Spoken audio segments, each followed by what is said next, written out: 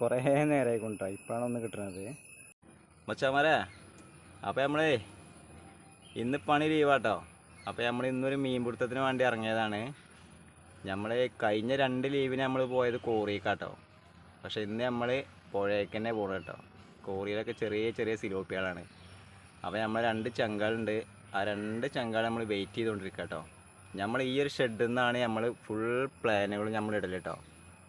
രാത്രി പ്ലാൻ ഇടും, രാവിലെ പോവും. അപ്പോൾ ഇതാ നമ്മൾ 2 ചങ്കാളെത്തിട്ടോ. നമ്മൾ പോവാണ്. അങ്ങനെ നമ്മളെ പുഴയിലെത്തിട്ടോ. വെള്ളം ഷോക്കാണ് തോന്നുന്നുണ്ടെന്ന്.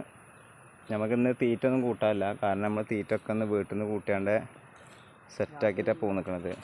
ഞാൻ ഇട്ടാൽ മതി. ഞാൻ ഇട്ടാൽ ഇതുമാതിരി കിലുക്കണ കരുകുമ്പോഴേ വല്ലാത്തൊരു ഫീലാണ്.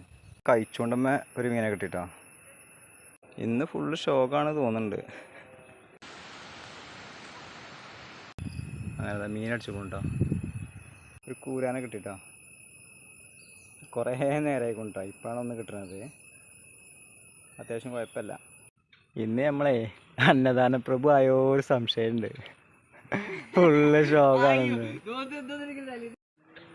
അങ്ങനെ ഇന്നത്തെ മീൻ പിടുത്തം ഇവിടെ നിർത്തുക കേട്ടോ. അപ്പോൾ കിട്ടിയ മീനെ ഞാൻ കാണിച്ചു തരാം.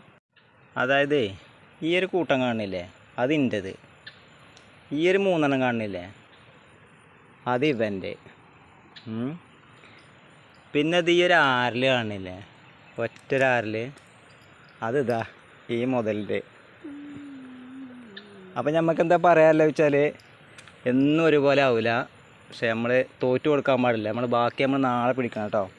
അപ്പോൾ നമ്മൾ പുഴയിൽ വന്നാൽ ഒന്നും കിട്ടാതെ പോണ ആൾക്കാരൊക്കെ ഉണ്ടാവും. എന്നാലും നമ്മൾ ചെറിയൊരു കൂട്ടത്തിനുള്ളതൊക്കെ നമ്മൾ ഒപ്പിച്ചു ഗുണമുണ്ട്.